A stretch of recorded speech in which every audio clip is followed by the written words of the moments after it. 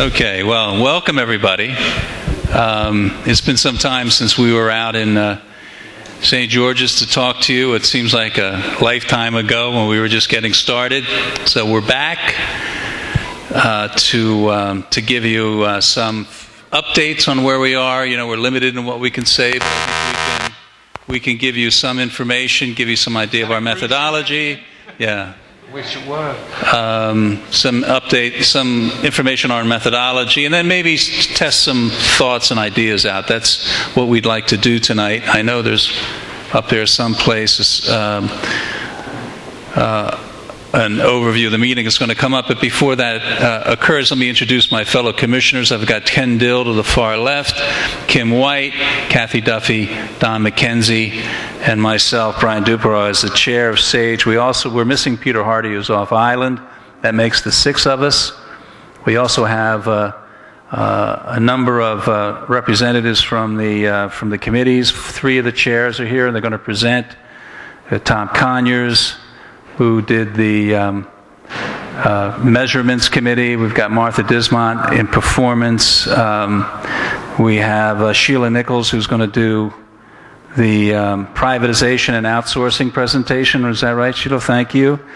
And last and certainly not least, your own Dame Jennifer, who's going to talk about the streamlining of the government. After Dame Jennifer presents, she may have to leave, but she has a rehearsal for the Women's Day event at her church. So I'm going to get a little plug for the Richard Allen AME Church. She's going to do that, and that's on Sunday. So y'all should go out and support her.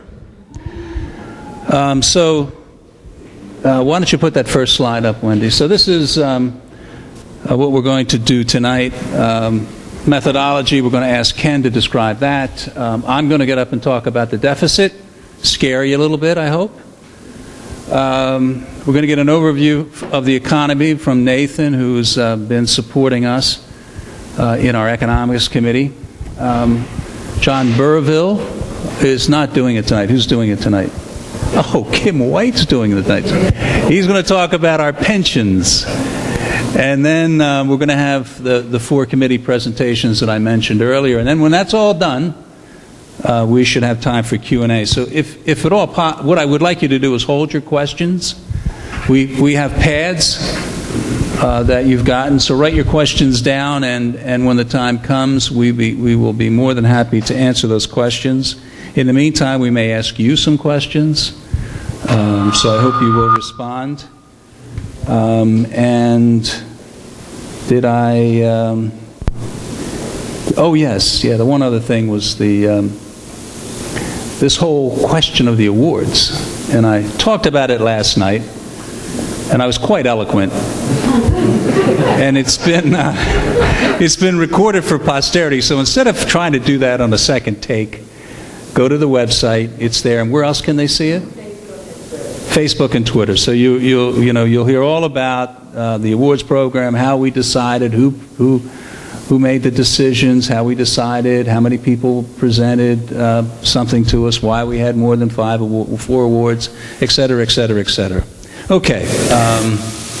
No matter how you slice it, we have to get the economy right.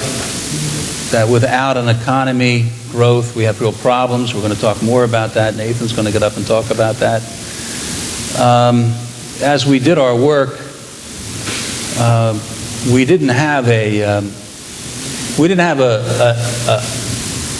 conclusion, waiting for the report to be written. We actually went, as Ken described, through and are continuing to go through a long process of fact-finding, of interaction, so that we could come to the best recommendation we can make. And I will tell you that as we look at it, leadership is key. Leadership matters. If we get the right leadership in the government, I think we can solve these things. I always talk about making this recommendation with our head and our heart, because you have to use your head. You've got to be practical. You understand the economics of the situation, but you also have to understand the social ramification of this thing, the pain that could be caused to the people, particularly the ones who can least afford to have something happen to them.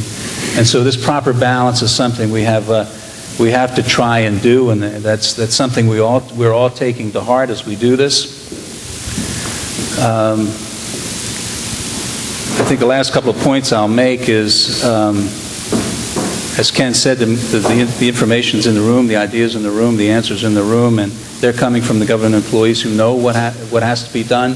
And so getting them unlocked, getting them released, and working for us is the only way we can get this thing really solved. And I think the last piece is whether this is, we can't go into the government and say, this department should be, 3 people, and here's what you should do. That's pretty specific, granular, and would have really wasted our time if that was a tack we took, because it's a big, complicated problem. So you have to go out to the heart of the matter. And the heart of the matter is solving the real problem inside the government. Some people call it systemic, but getting to the real issue at hand. If you fix that, you fix everything. And so we believe it's the way the government's organized, its structure, how people are held accountable, is probably the prime thing that we need to do. Martha's going to talk a little bit more about that. So I just didn't want you to think that you're going to see some real specific recommendations, say, on the bus schedule. I'm not going to touch the bus schedule, okay?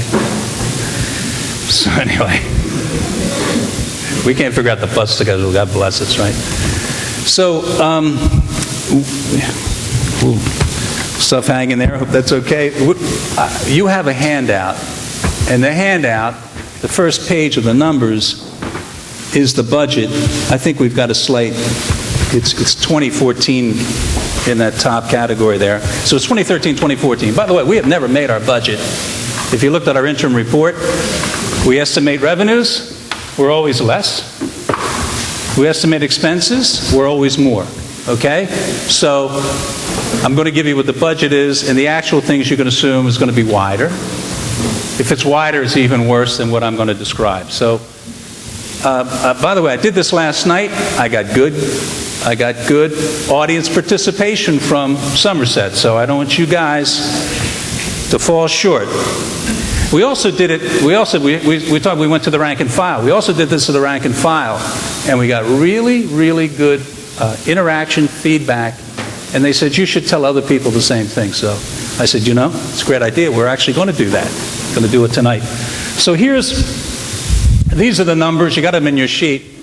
I'm going to just kind of write simply revenue, 870.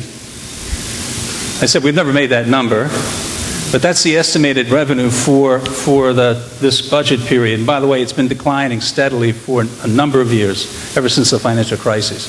We're getting less and less revenue in the government. What are our expenses? The total outgo is roughly $1.2 billion, which leaves you $330 million short. So we're spending $1.2 billion. We don't make $1.2 billion. We only make $870. So how are we going to? Where do we get the rest of the money? And we borrow it. We've been borrowing it, and if we had a chart, I think someplace you do, Nathan, right? The borrowings is kind of going like this. So we've been borrowing to make payroll. You guys run your own house, maybe some of you run businesses. At some point, you can't continue to borrow to make ordinary expenses. The banks stop lending you the money. And that's the issue. We've got to figure this out before we can't get any more money, and then real problems occur. So we got to attack this 1,200, this $1.2 billion. So let me go through the component parts of it and see what we might be able to do. So the first one, I call it principal and interest. So that's $133 million and growing. It's growing because we keep borrowing more. It's going to keep going up. If interest rates go up, it's going to go up. This number's not only not going down, cuts What can we cut? 0. You can't touch it. So we got 133 we can't touch. We got to put that out. Cannot reduce that. In fact, it's going up. So we have to deal with everything else that's left.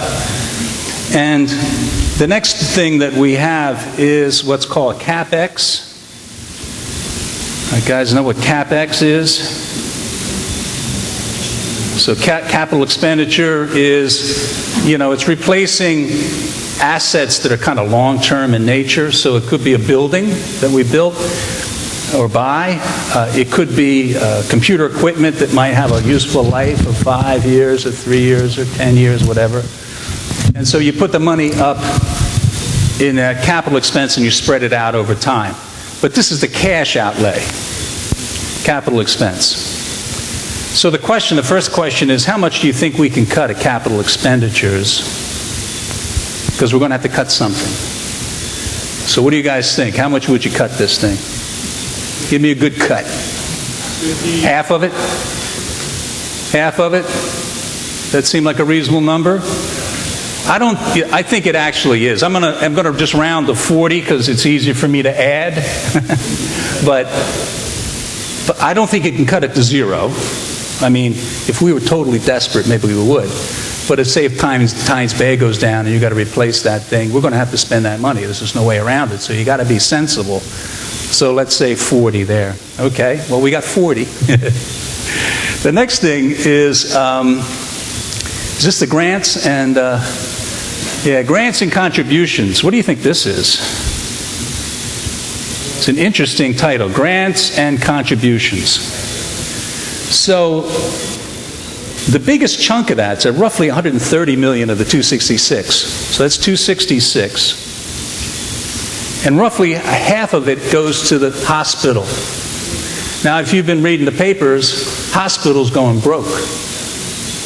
Hospitals going broke. It's going broke even with 130 million from the government. So, and what does that grant do? What does it do? It's mainly paying for salaries at the hospital. There's also some money in there, equivalent of financial assistance to people who can't afford or don't have health care. So there's that portion, and there's the portion that's basically keeping the hospital running. That's half of it. I'll get to how much you think you can cut of all this. What else is in there? There's roughly 40 million that goes to schools. I think they're called grant schools, is that right? Whitney, things like that. That keeps those schools running.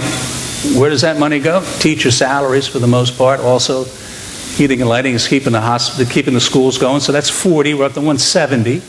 There's about 30 that is financial assistance. I think I got the number right. 30 is true financial assistance. So it could be rent, could be just income assistance.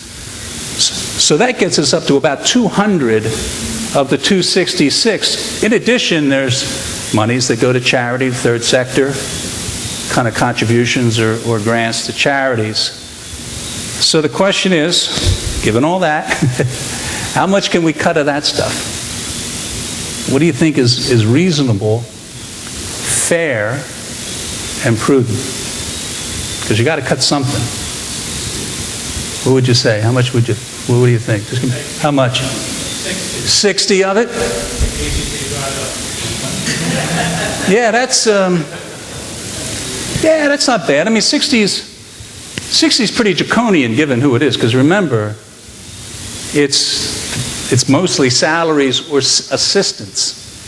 So 60 would be roughly 20 to 25% of that number. So you couldn't cut the assistance out.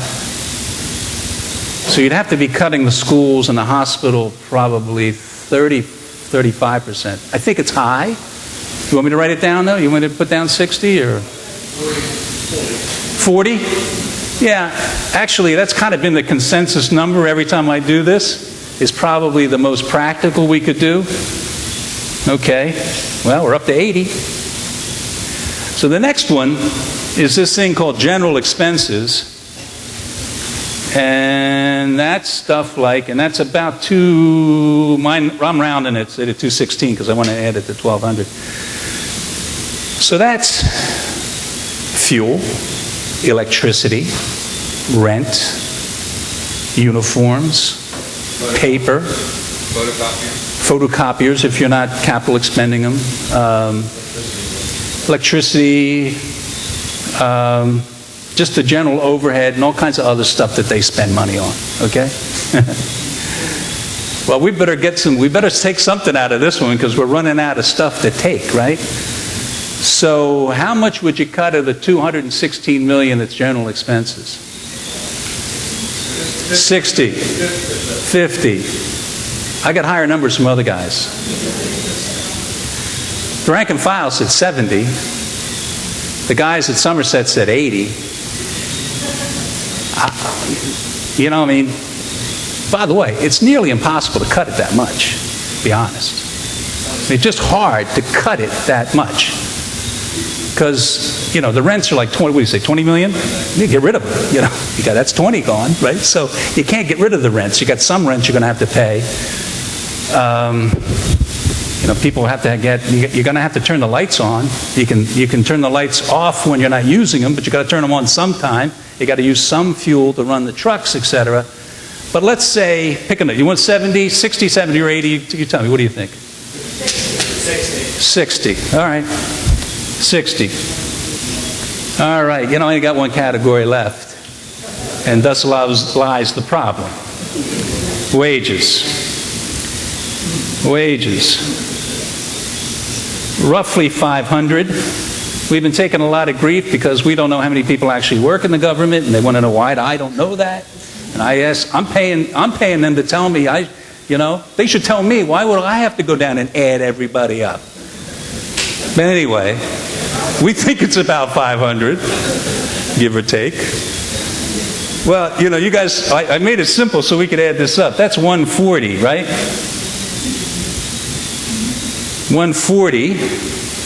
I got to do 330. So by default, if you want to cut this to 0, you would have to take 190 million out of the wages of the Bermuda government employees. A frankly impossible job. And by the way, it would be anything near this number would be impossible.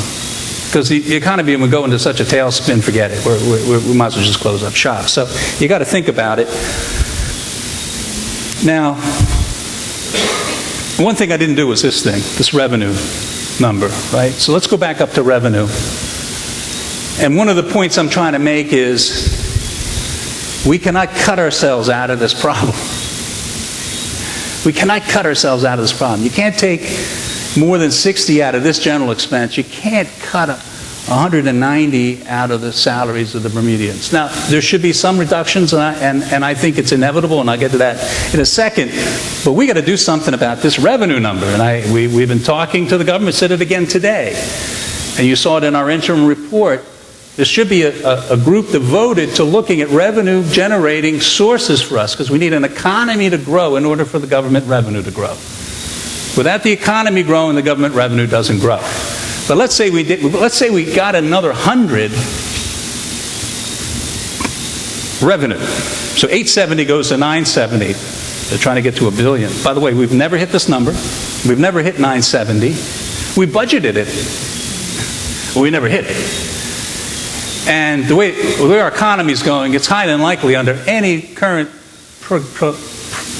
guesses that we would do this, but we got to set a goal and find some way to get that done. If we can get that up to 100, and you could make these other draconian changes, that would leave you with 90 to cut out of salaries.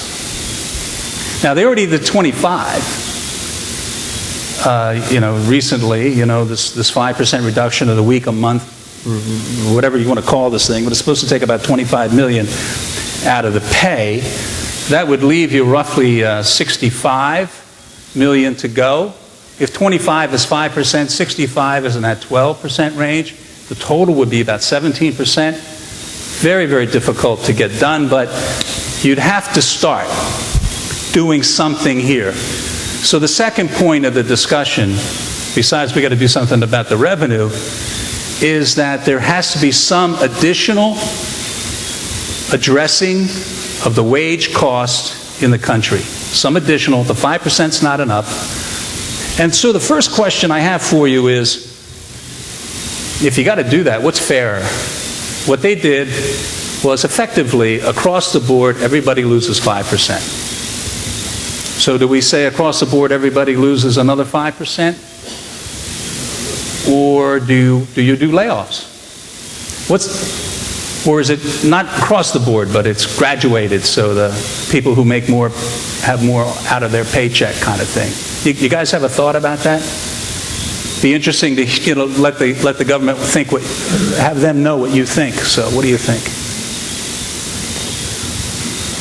What's happened over time with respect to the employee force of the government, and has it grown substantially in the last 5 years, such that there are resources that we really don't need that are sitting there in the government? Well, I think we wouldn't reach too far to say that there's probably more people than we need. We've had this debate with the rank and file in the union, and they don't like that. But what I say is, we got more people than we can afford. Okay, and no argument about that. So whether they're doing a good job or not doing a good job, or whether these are services that we need to do, we can't afford to do them. And so we got to make some changes. So either you keep the same workforce or you reduce the workforce. And so I think you'd say, yeah, the number of employees has grown over, maybe 5 years is too short a period, over 10, 12, 20 years. For 20 years it's grown quite a bit. And our population hasn't changed, right? So you have to think about how many, in a time where technology has improved the way everything is done, and we have the same number of people as a population, the number of people in the government has gone up. So yeah, I think you could jump to a conclusion we could probably use with a few less, right? Anyway, so that's your question, but I have a question you haven't answered. So what do you got a feeling? What would you do? Put them in the private sector. Put them in the private sector. Hey, listen, if you're hiring, I will find some guys to take a job, but we got to find some people who are hiring in the private sector, Small business needs some help to get going, right? But, I mean, that is the solution here, ultimately, is to shift employment into the private sector. That's why I said the revenue, because if the revenue can grow, we have a whole lot more flexibility, because there's job creation, and these people can move out and into here if necessary. So you're not going to give me an answer, huh? Yeah. How many permanent secretaries do we have? Apparently we're spending about, you said, $2.1 million permanent secretary salaries. How many permanent secretaries do we have? We have 13 plus the assistant cabinet secretary who pays the same rate, plus the surplus. I mean, it's ridiculous. It's in the high teens, I think. If you add it all up, it's in the high teens. Yeah, it's a good point. Yeah. Has anyone ever done like a cost analysis versus government versus the public sector as far as remedial works, roads, maintenance? What does it actually cost per hour for government work? Well, I think that's into the outsourcing and privatization. We're going to talk about that, so let me not steal their thunder, Sheila. But there's some thought about that. Yeah, so let me move on. So 2 more comments, and then I'm going to move on here. Yeah. I'll probably ask about the data, but I have a hard to address, it come out soon. The pension benefits has to be addressed. Oh, we're going to talk about pensions. Mr. White has a great presentation on pensions. That's huge. And the other thing I'm a bit surprised about is you put down at some point that the payments for the debt is actually interest and principal, but it's not interest because we don't do it as we got a slight. There is a sinking fund, and it's roughly 30. I don't think we have it there. Sinking fund, 37 million. No, I'm saying, but regardless, it's not. We don't pay it on an amortized basis. We pay just interest until we. I know, pay it but we're putting a sinking fund, which is the principal that we'd ultimately pay. So one way or the other, it's going to get paid. Okay. You got to pay it back. The banks are funny about that. They like you to pay them back. Sure. My other harsh comment is that I see what you've done, and actually I'm quite interested in the way you went through and analyzed it, right?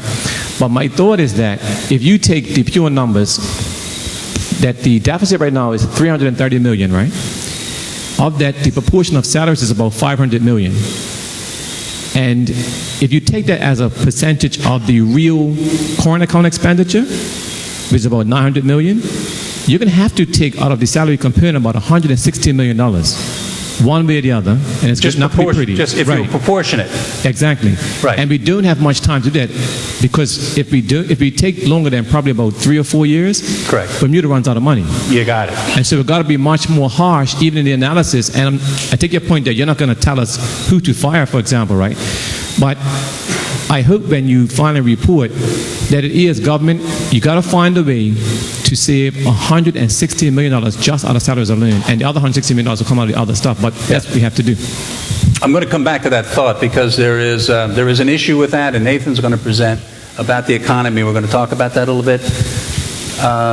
Can you hold that thought? Can you hold it? Okay. So, I think those are the 2 points. Revenue, economy, growth is paramount to us getting out of this problem. But we still have to cut. And it's going to be difficult and tough choices, and people are going to have to swallow hard. And that's the message I wanted to give you tonight. Okay, so that's my piece. And next up is Mr. White's pension presentation. Huh? Oh, I'm sorry. Nathan's going to do the economy first. I'm sorry, Nathan. Evening. Come on in.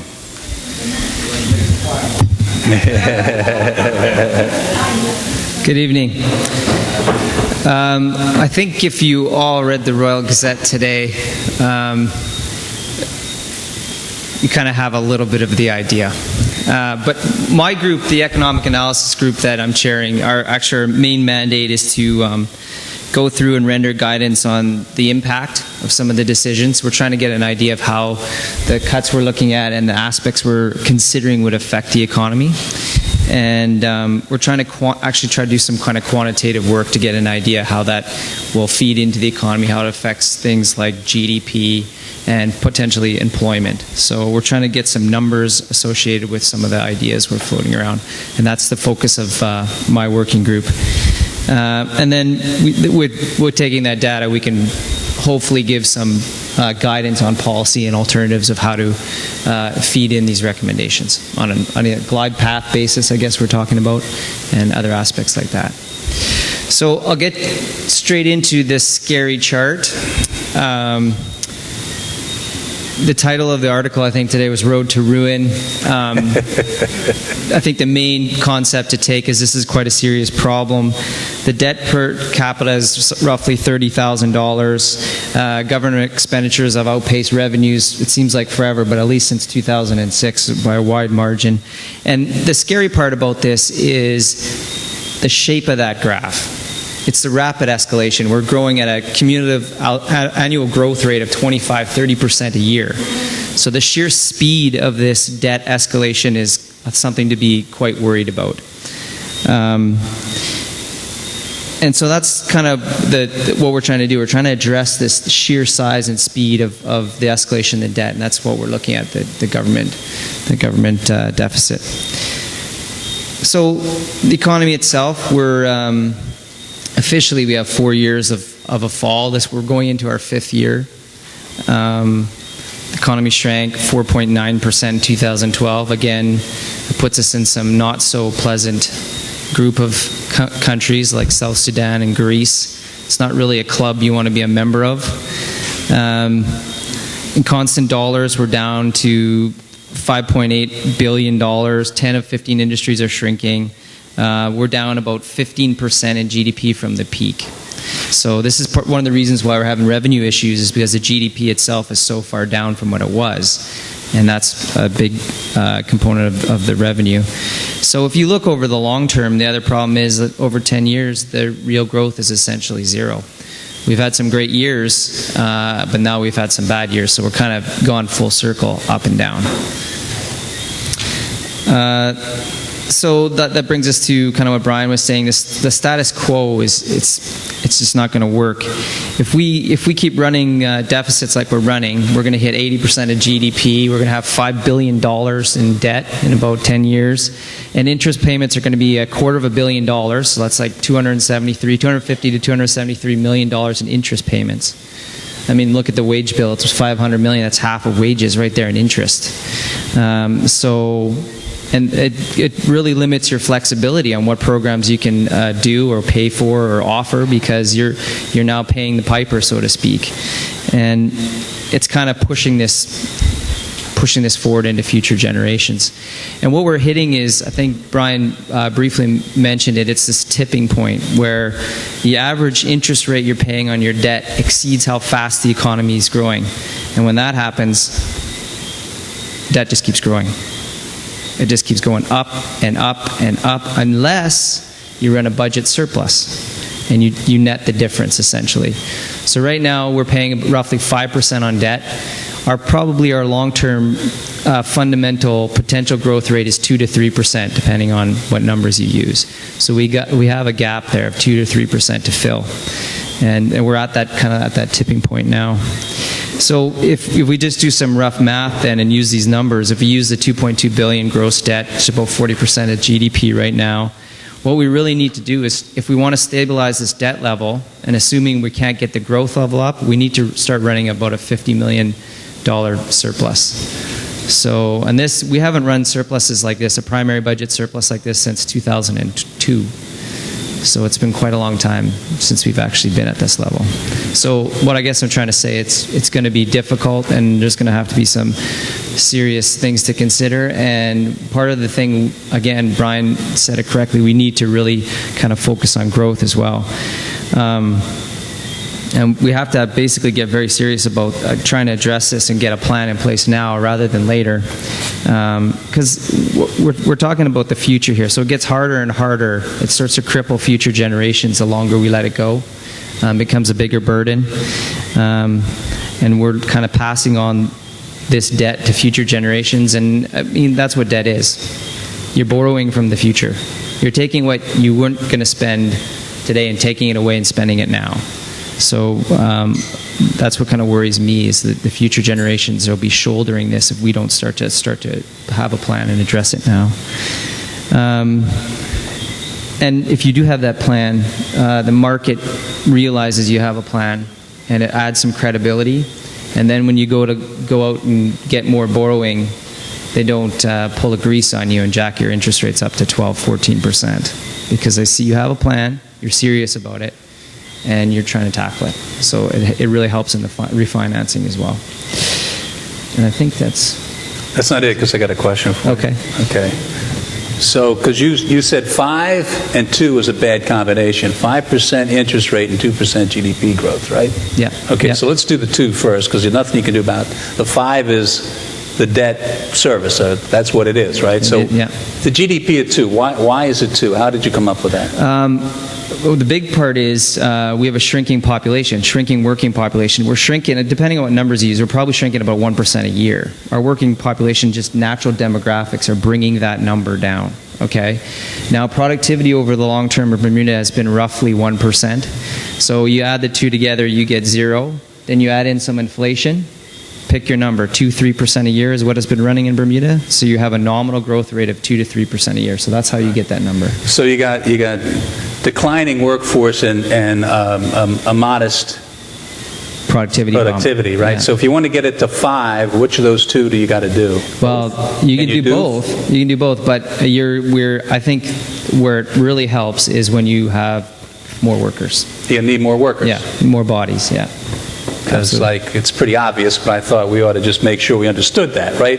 I mean, the people who continue to go to work every day just can't get 5% more productive. It's not going to happen. Yeah, so you've got to have more people in the workforce. Yeah. So how do you get more people in the workforce? Well, we need to essentially attract foreign direct investment, and bring in workers again, like this island used to bring up those numbers. I mean, the more numbers we have, too, it helps with a lot of the other problems I guess we're going to discuss as well, and that's you got more people paying pension, you got more people paying health care, and the denominator grows, it sure helps the numerator. Right. Because that isn't getting any smaller. Right. So the youth pay for the old. Yes. So we need more workers, yeah, preferably young workers. Yeah. And we need foreign capital to get them. So when the government's looking at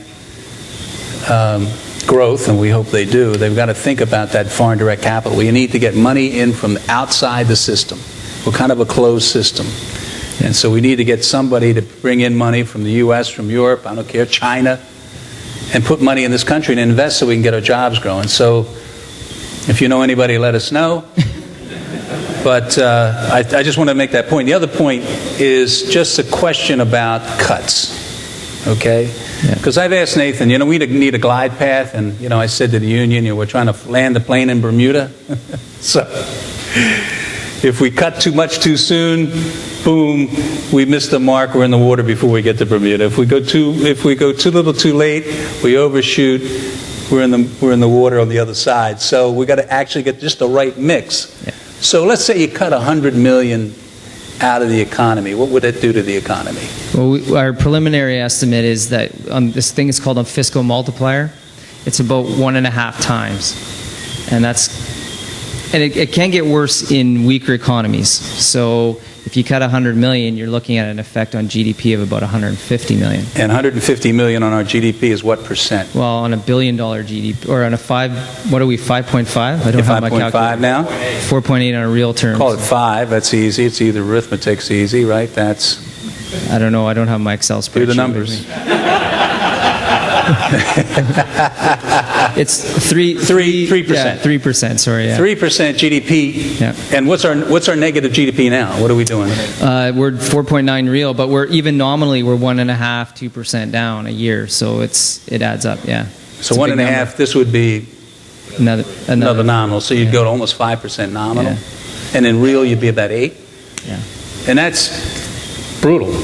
Yeah. I mean, you almost can't absorb it. So I'm saying, yes, we got to cut out 160. If you cut out 160, the economy goes like this. More people go out of work, and we're worse off than we started. So what is the right amount to bleed in is the question. You got to do something soon. Yeah. Again, because the banks need to see a plan. You got to buy some time. We did borrow some money. You got to buy some time to get the economy going. Right. And that means foreign direct capital. Okay? Right. Cool. Thank you. Thanks, Nathan. Are you ready? Now it is Mr. White's turn on pensions. No scary thought here.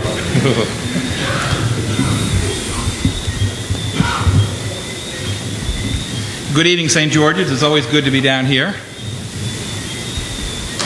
The Commission decided to keep two things to itself, pensions and health care. Kathy Duffy, myself, and Peter Hardy volunteered for the tough job of pensions, and we left health care to Don and Brian and Ken. They'll be making their report on that shortly. Yeah. No, we'll talk about that later. Keep going. We had to review the three pension funds, the public pension fund, the parliamentarian pension fund, the government employee pension fund. A key ratio in any pension is the funding ratio, the amount of assets to meet the liabilities. I'm doing my hands deliberately because in our public pension, the amount of assets that are there to meet the liabilities is 43%. So 43 cents for every dollar of liability. In the parliamentarian pension plan, there are 34 cents for every dollar of liability, or 34%. And in the government employees, 34 cents for every dollar of liability. Okay. I've never been accused of not being heard before. These three plans combined are underfunded by $3 billion. That's a staggering number. The public pension plan or the Bermuda Social Insurance Plan provides non-contributing and contributing pensions to Bermuda citizens. It is currently underfunded by $2 billion, and from the chart you will see, in the year 2046, there will be no funds left to pay pensions. So if you're planning on retiring in 2047, thank you for your contributions. And if you retire in 2045, you get 1 year. Just remember that. It is so serious that it is funny at the end of the day. Why is this? If the number of workers are increasing relative to the pensioners, this plan would not be in this problem. The problem is we and any other countries face is the opposite. Not only do we have an aging population because people are living longer, drawing their pensions out longer, but a reduced birth rate. This means that in the future we will have a higher ratio of pensioners, 65 years and older, and a lower ratio of workers for each pensioner. The slide here shows two graphs. The top graph is the OECD EU, which shows, for those in the back that can't see it, on the extreme left, in the year 2000, it was a number of 5.9 for every pensioner. And the year 2050, or 2040, is projected to go down to 2.6 per pension. That's a very good question. It's hard to see, isn't it? It is hard to see. Yes, turn the light out. Could we turn the lights out? But then you won't see our smiling faces. You can hear us, yeah. I think this light and maybe one of these two lights is... No, I think it's this light. This is Bermuda. This is the EU, okay? So here in the year 2000, 5.9 contributors for every pensioner. Over here, in 2040, it's projected to drop to 2.6 contributors for every pensioner. In the OECD countries and the EU, it's 3.9 in the year 2000. The trend line goes down to the year 2050 to 1.8. But we're not sure these numbers are accurate. These could be worse.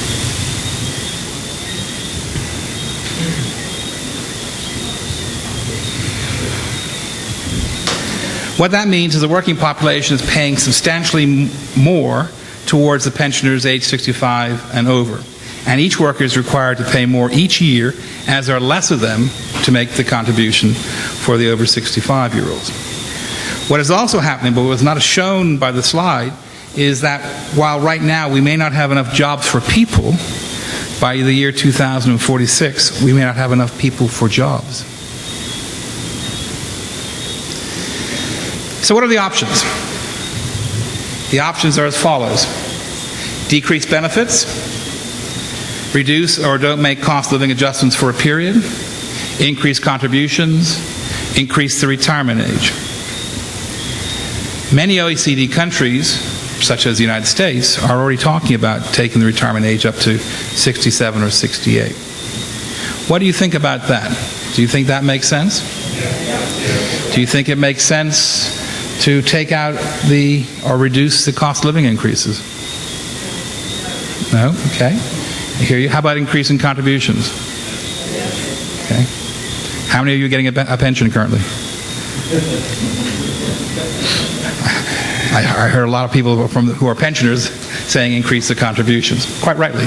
That's the right answer for them to make. But for those who are not making the pensions, it's going to be increasing burden upon you as you go forward to pensionable age. Okay. Let's talk about the parliamentarians' pension plan. That's for ministers and members of the government, parliament, not just the government. The unfunded amount for that is $23 million. In its current form, the unfunded amount will increase substantially because its benefits are far more generous and far more costly than the government employee pension plan.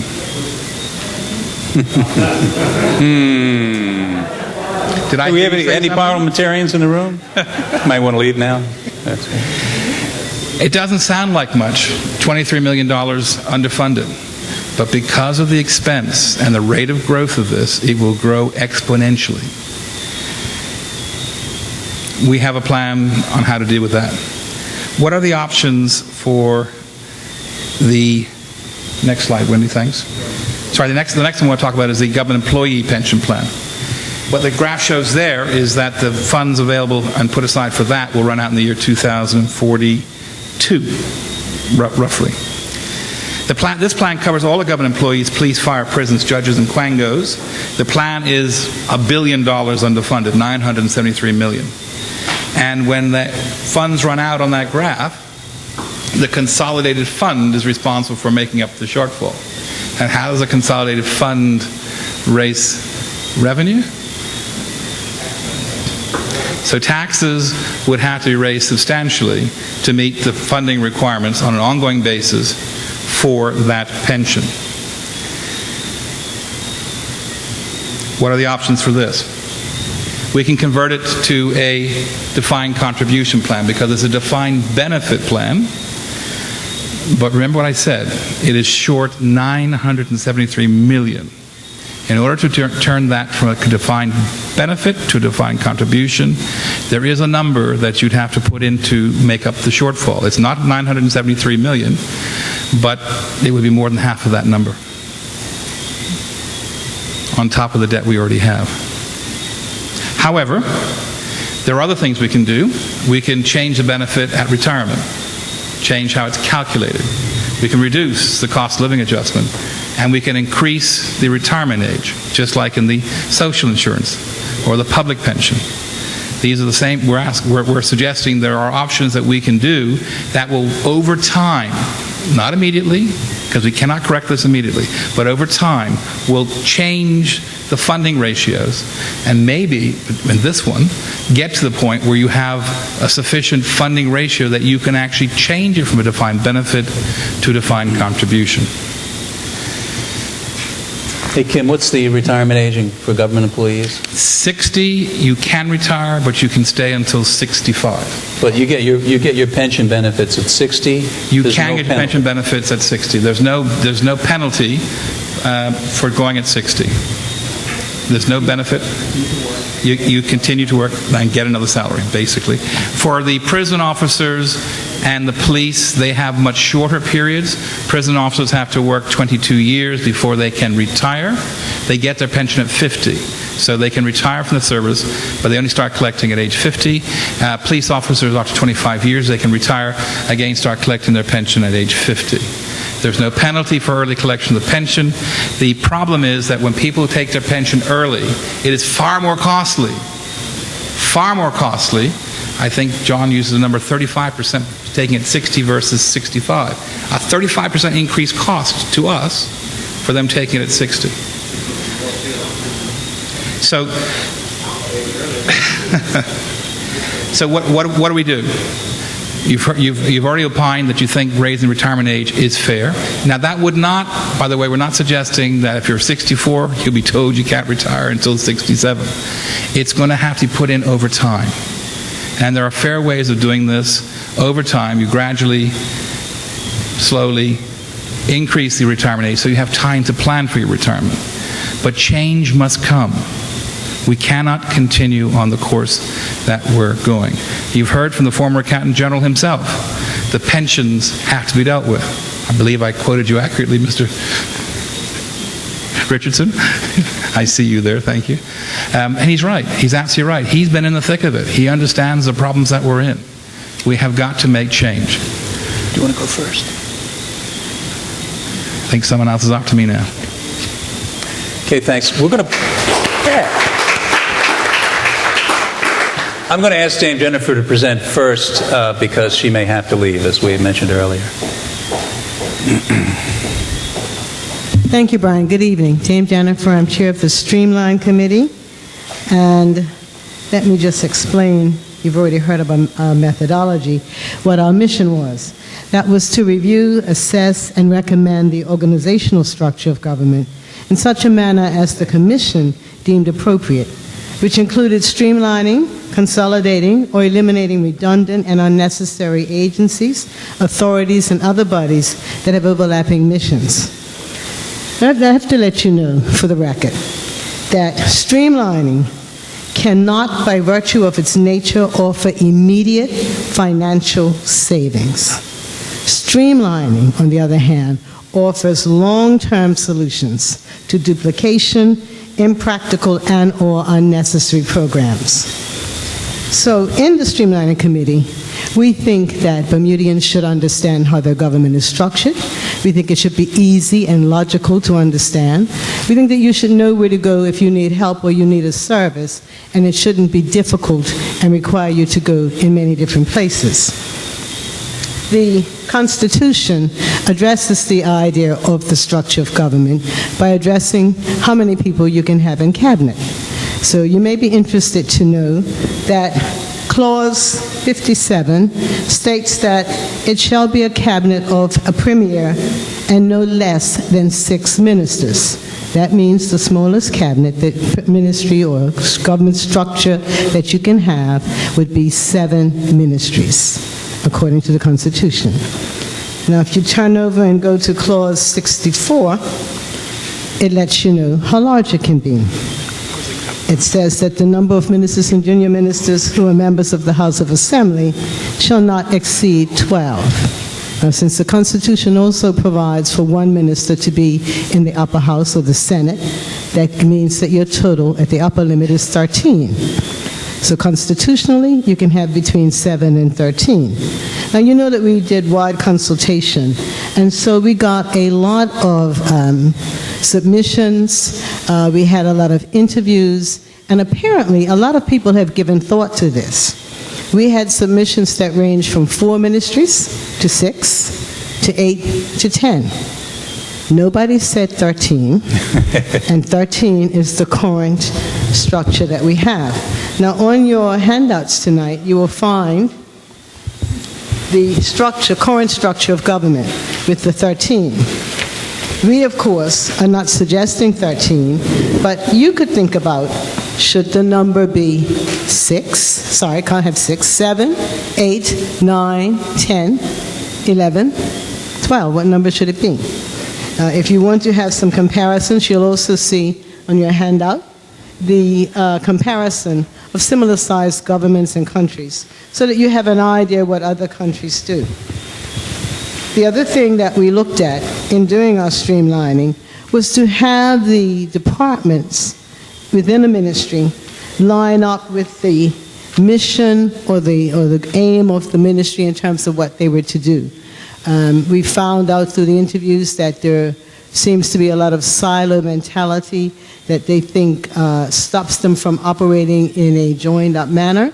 And so we tried to put together those departments that it seemed to us logically and rationally work together. So our job was to decide how government could best be set up. That's not something that you achieve immediately, but it certainly is a goal that you set and something that you work towards. Thank you. Thank you.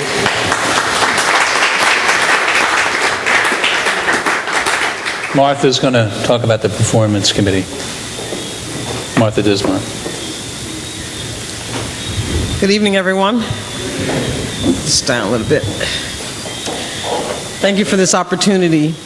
If you look to this slide again, for those of you that may be able to see it, this was the remit that we were given as the Performance Committee, to identify operational improvements aimed at cost effectiveness and improve service quality, which may include shared services, enhanced use of information technology, and changes in service delivery mechanism.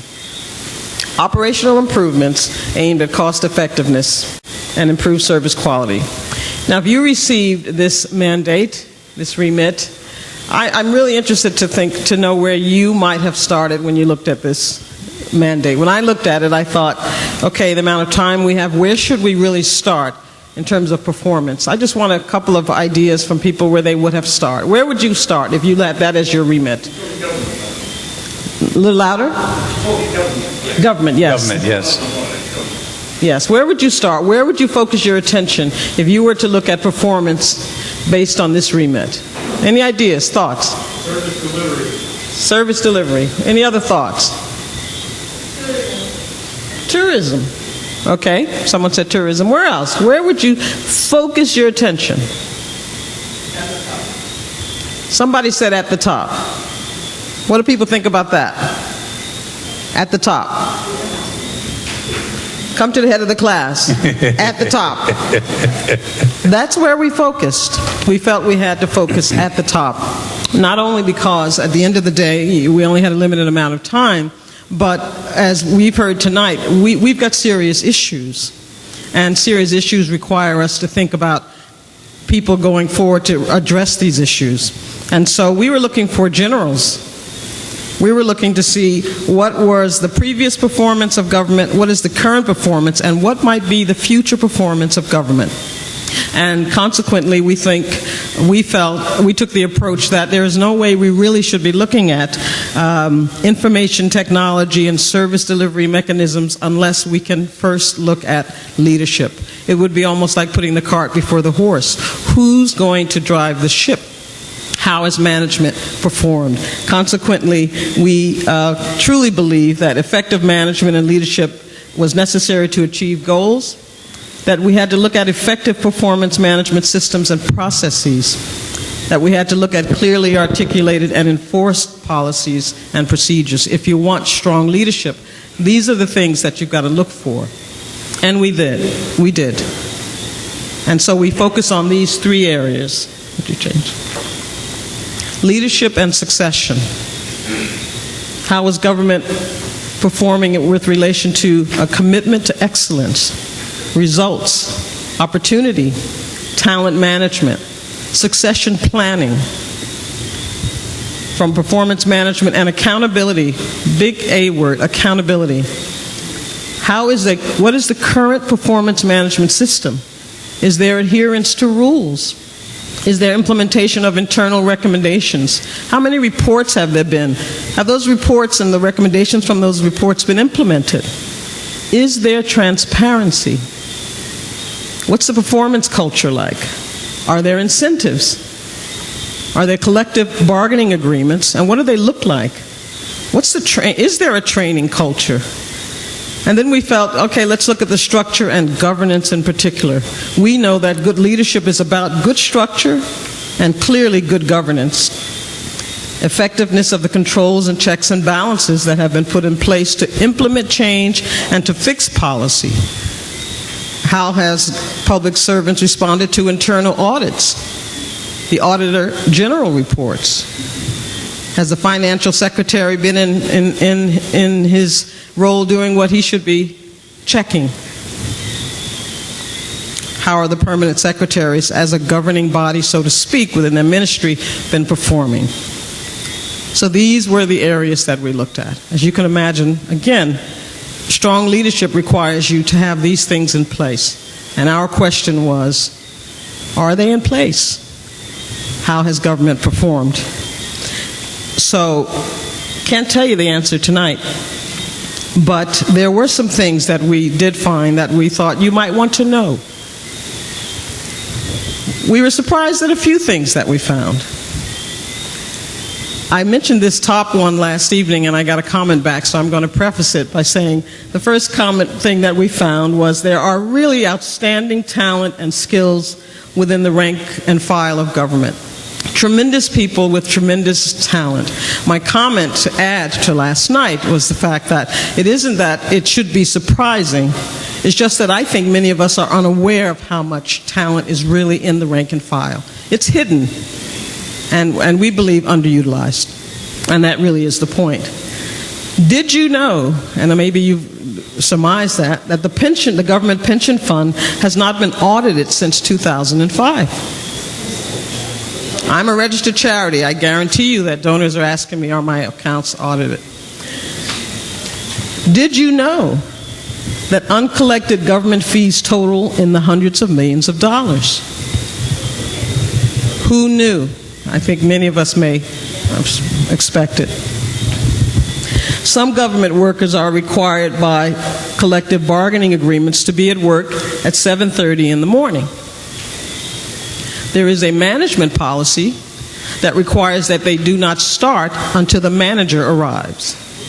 That manager has a policy that says he's not to arrive until 9 o'clock in the morning. Who knew?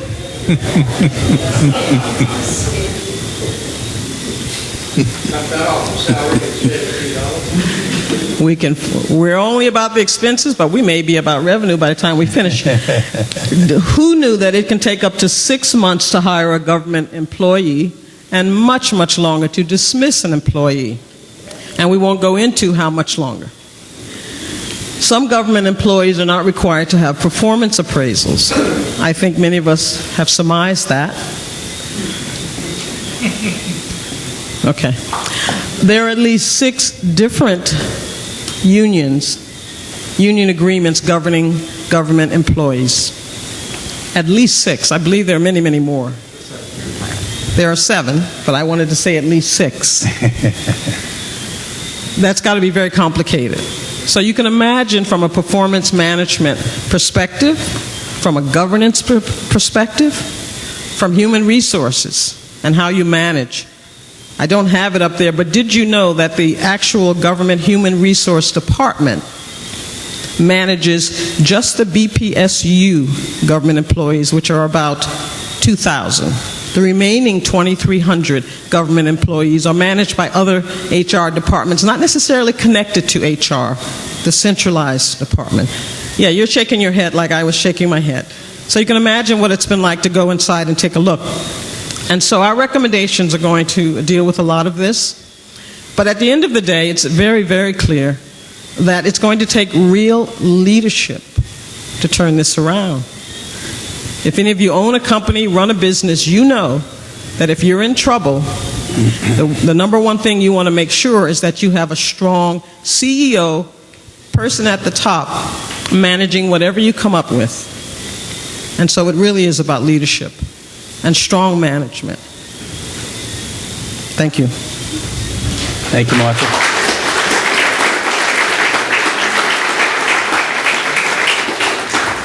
Tom Conyers is the Measurements Committee Chairman. He's going to present. So, roll up. So there's the mandate in all its glory, but as Brian mentioned to me when we first talked about me taking this on, what it really is about what measurements do we have, how do we know if we're winning, really when it comes right down to it. You want to flip up? So, where did we start? Well, you look at these, this is basically the methodology that we finally adopted. But actually, where we really started, the first thing we looked at was this. I don't know how many of you have ever read it or looked at it or seen it. We call it the budget book. It's basically what the Minister of Finance presents to Parliament. Now, it's too bad you haven't, because there's a lot of good stuff in this book, and quite frankly, it's the key to the issue. And the issues are transparency and accountability. Because you and I want to know a couple of things. We want to know, what have governments set out to do? How do they know that they're being successful? And how do they do? It's really pretty simple, so that we can hold them accountable. Unfortunately, this book tries to get you there, but it really doesn't quite succeed. So if we just, strategic plans. Well, obviously we look for strategic plans, were they documented, clear and measurable, were they clearly communicated to each department? And unfortunately, I can't tell you at this particular point what we found. You'll have to wait for the report.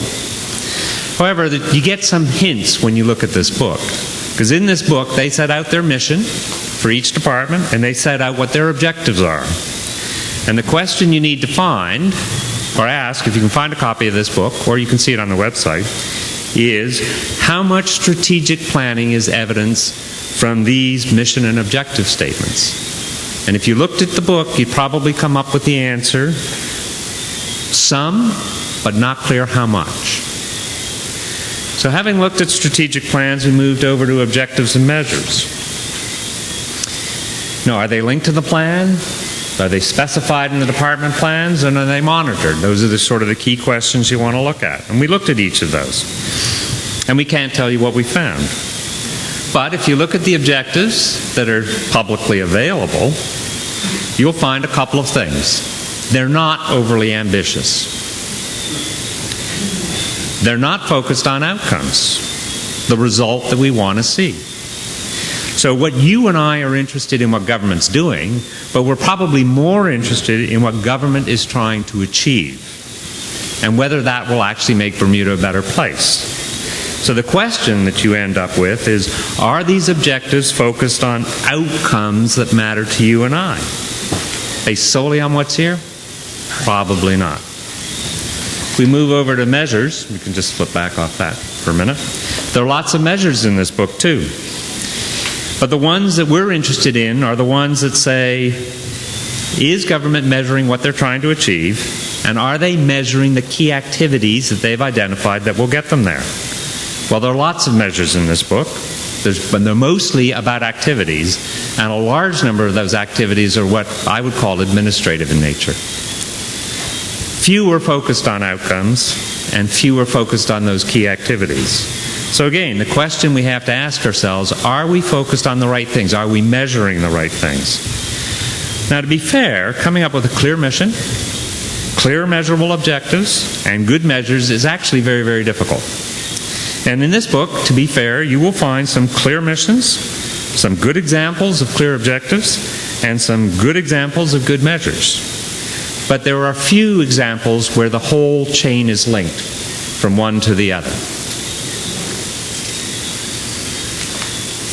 The other thing, of course, that we've got that we like to think about is customer feedback mechanisms. And that's one of the other things that we looked at. I mean, after all, you and I are the customer, right? Government exists to provide certain basic services: public safety, education, transportation and essential infrastructure, a social safety net for the vulnerable, and the rule of law. But if they never ask the customer if they're getting it right, I think there's little chance that they will. So the question that you need to ask is, are they asking the customer enough? And if you look in the book, in general, the answer is probably no. Now, there's some departments that do a great job, but generally, the answer is no. So what does it all mean to us? Well, your government plans to spend $1.2 billion this year. That's $332 million more than it takes in. And the question that we asked, and we think you should be asking, is there enough information in this book to allow you to assess whether it's being well spent? If the answer is no, then the question is, how do we make this book come alive? How do we improve those links between the strategic plan, what the government wants to do and it intends to do, the objectives it uses to communicate this to you and to their employees, and the measures that they use to determine whether they've achieved it efficiently and effectively? That's what we've thought about for the last 3.5 months, and if you have some specific thoughts on it, we'd be delighted to hear. Thank you very much. Thank you, Tom. The last committee presentation is going to be done by Sheila Nichols, who's a member of the Privatization and Outsourcing Committee. Good evening, everybody. I'm here because Henry Smith, our chairman, is off the island on business, so he sends his apologies. The mandate of our Privatization and Outsourcing Committee was to review and assess the operations of government, the processes for governing, the adequacy and structures of the structures in place, identify inefficiencies, and recommend activities that could be privatized or outsourced. If any of you have done any reading or looking into privatization or outsourcing, there's a large number of definitions. So the definition of privatization is there. We defined it as the transfer of ownership, management, and control of government functions or assets to the private sector. When you look at outsourcing, simply put, outsourcing occurs when government hires private firms to do jobs for them. There are many, many ways that you can structure privatization and outsourcing transactions, and we started by looking at research that's been done in other jurisdictions, looking at examples where things have worked and they haven't worked. And we are very conscious that given the small size of Bermuda's economy and its infrastructure, that probably raises some restrictions and some concerns, because we're such a small jurisdiction that would be different than it would be if we were in a larger jurisdiction. So given that we had the whole of government to look at, we had to start with having some areas of focus. We started by eliminating any area or service which really is a public service that must be provided directly by government. So the Cabinet Office gets ruled out. And then you see the list that we have there.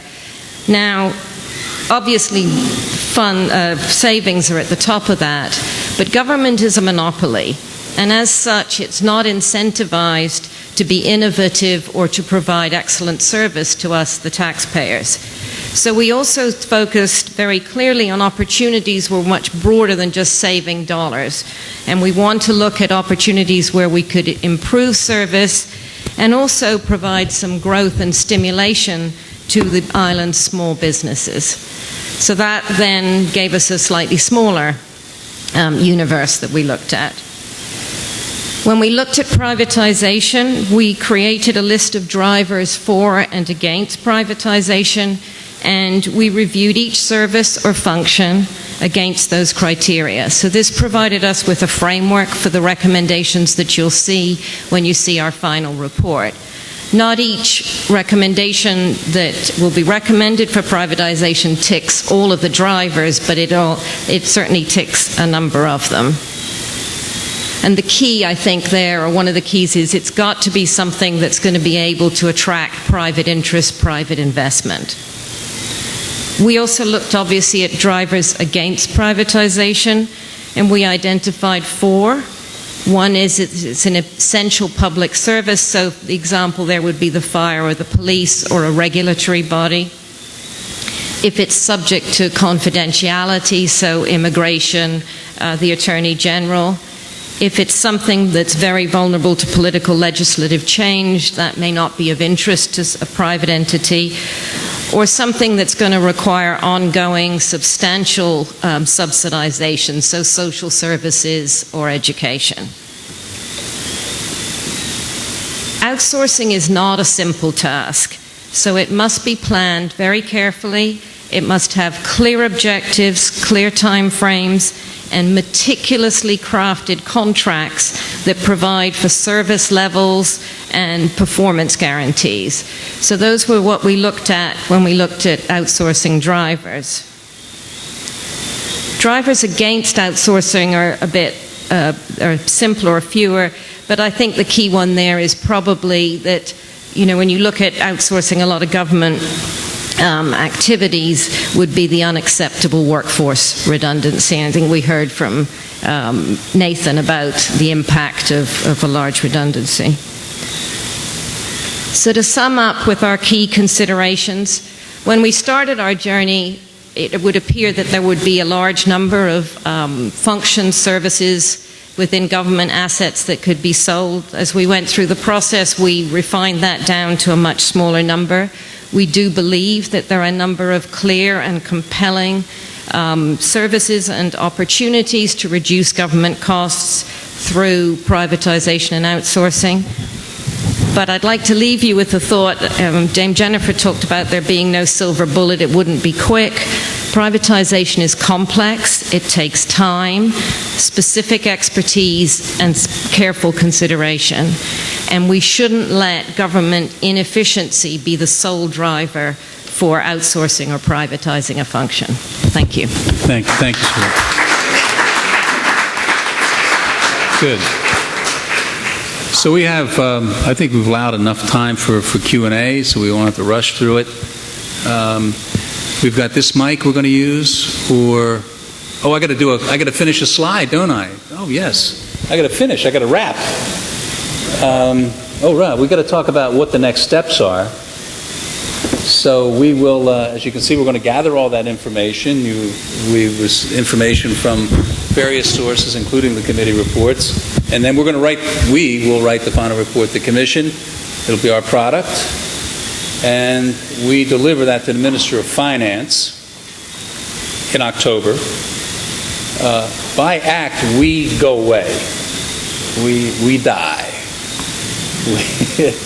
Sometime middle of October, we are supposed to disappear. Now, it may be a week or so later, but there won't be a SAGE commission. So we are basically a recommender. We're not an implementer. We give this information to the minister. The minister then tables it in Parliament, and there is a discussion in Parliament. But the key thing here, and we've got this question before many times, is, what's the difference between this? I mean, we've seen lots of reports, more reports than you can imagine.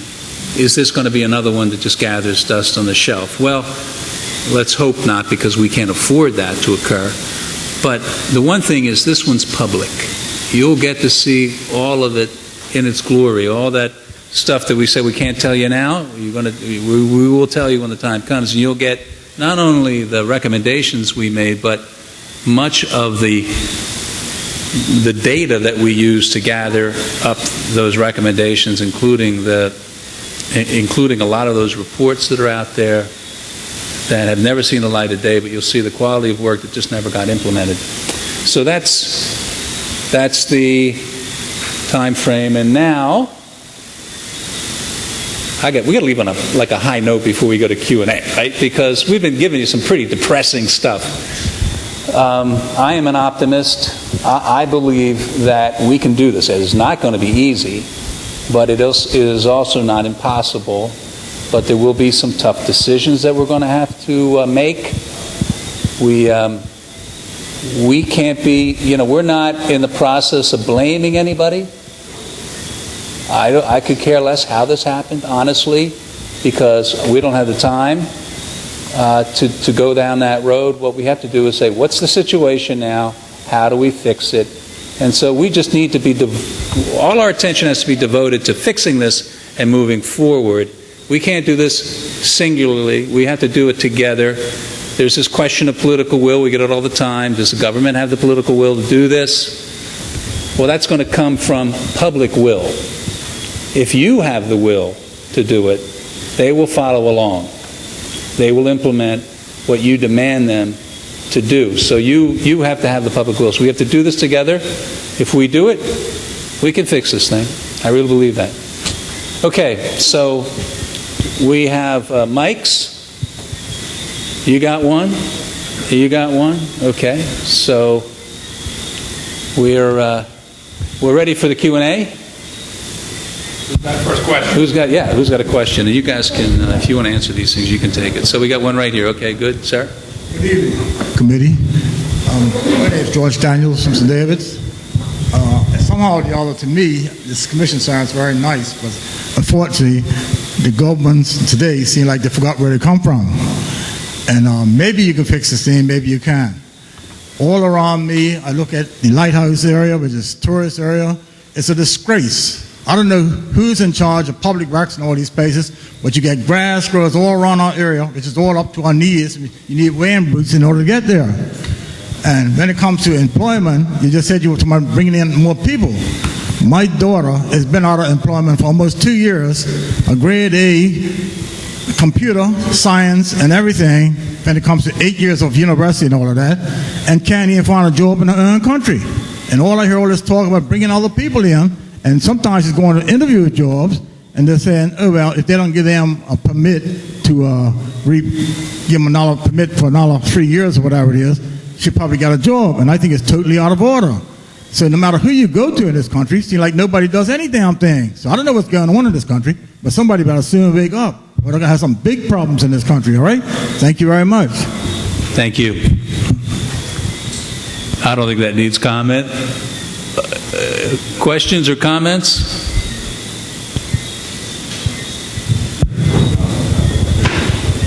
Good evening.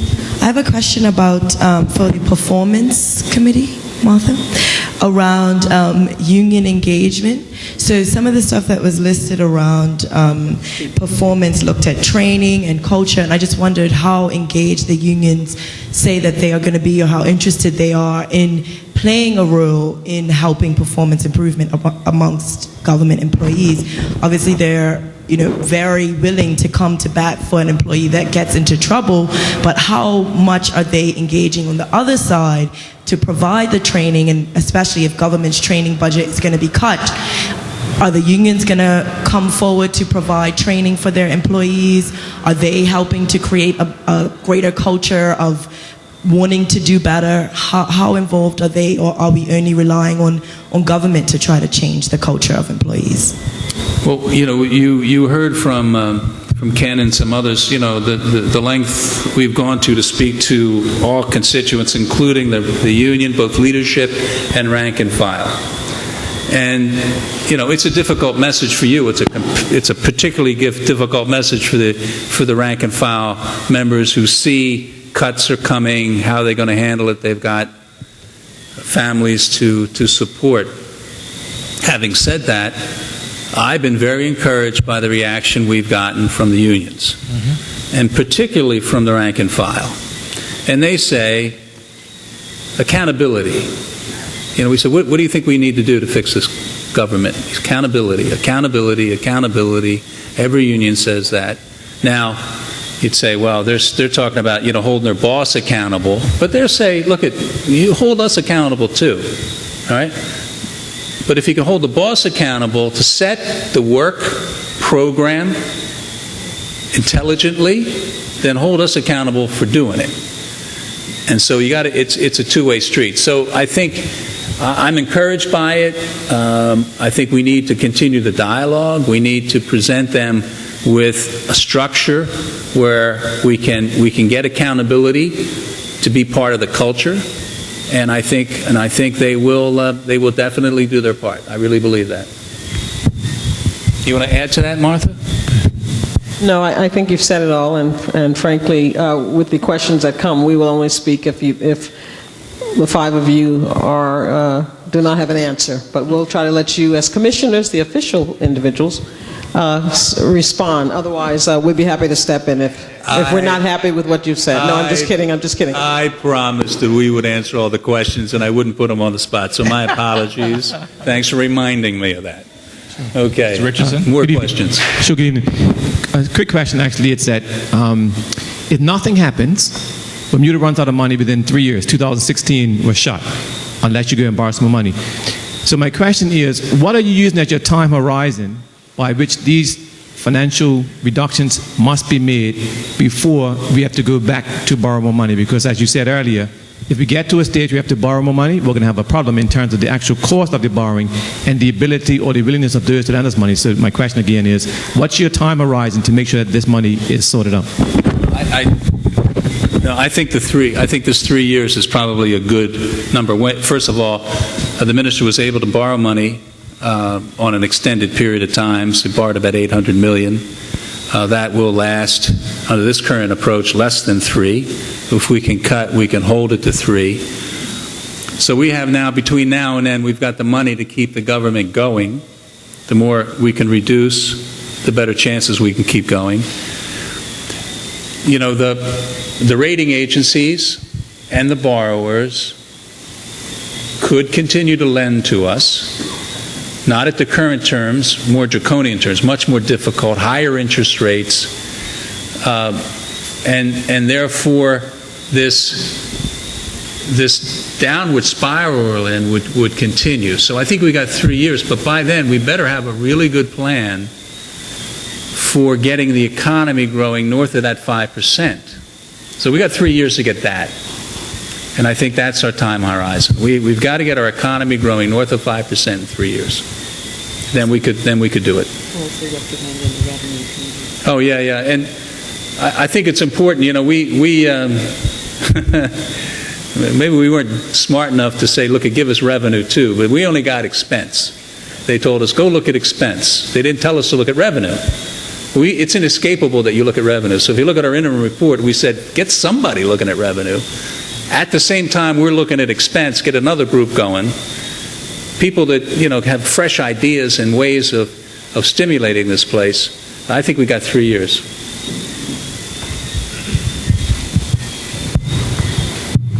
Somebody else can answer a question. Good evening. I think everyone is going to be quite sort of, or should be supportive of the work that you've been doing. But I guess one question I have is that even if we spoke about political will, and even if people do have politicians have an interest in implementing your recommendations, has your work addressed the issue of political, I was going to say interference, but I'd say political influence in how government is in fact run? Because you can have a change of minister, you can have a change of government with different political philosophies or political goals, and it could be simply, well, we're going to do something to win the next election, which may not be an efficient way to run the government. Will your report address that? Are you able to speak to that now, or will you speak to it in your report? Well, Winston Churchill once said the worst form of government that he knows is democracy, but he can't think of a better one than that. It is. The politicians, we live in a democracy. We elect them. They're entitled to and required to set policy. But our Constitution does provide properly a separation between politics and the civil service. But what does your work found do in reality? Has that been the practice in Bermuda? I'll accept answers from the floor. You understand the problem. We need to make sure that the Constitution is observed. There's no doubt about it. There have been instances, so we've been told, in our discussions with various people where their clear instructions have been contrary to the financial instructions of the government and the Code of Conduct.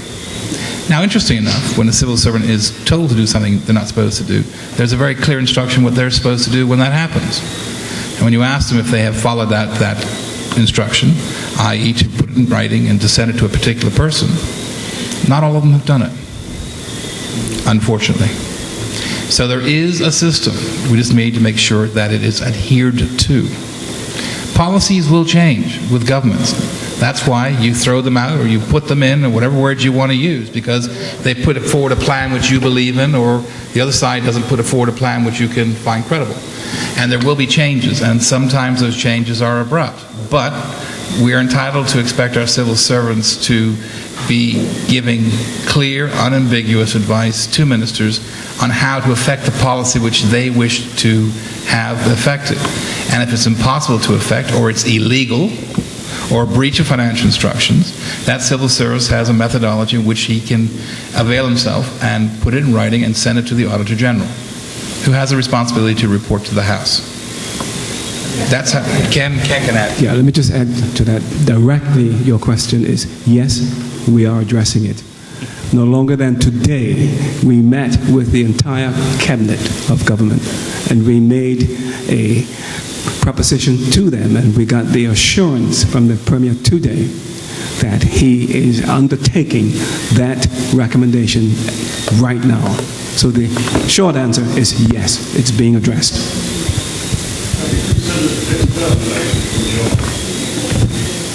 That's not an expense. That's not our remit.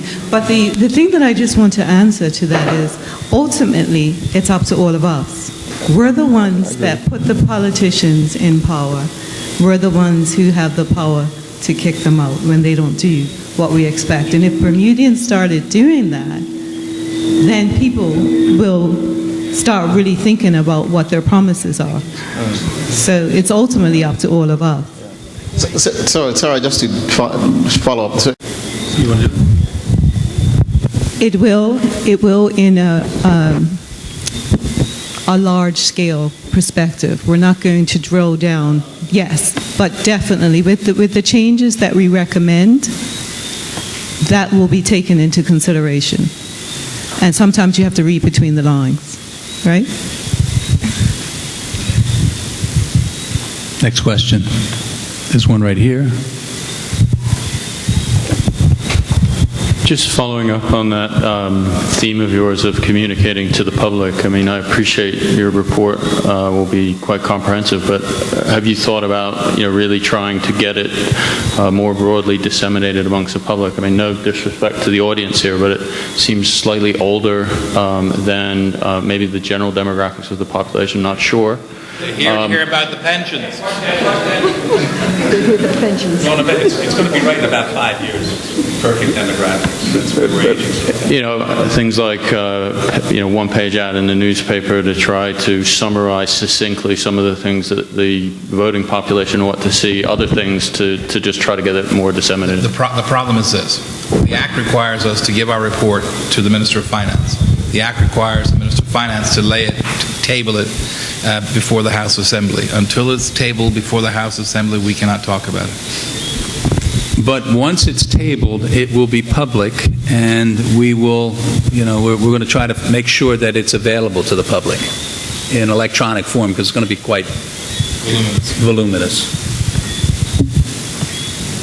Another question in the back? Sorry, I didn't even need this. Good evening, St. George's. When you're talking about the deficit and finding money. There's nothing wrong with Bermuda's economy. I'd like to congratulate those fellas up in Pembroke that is sending this stuff down here.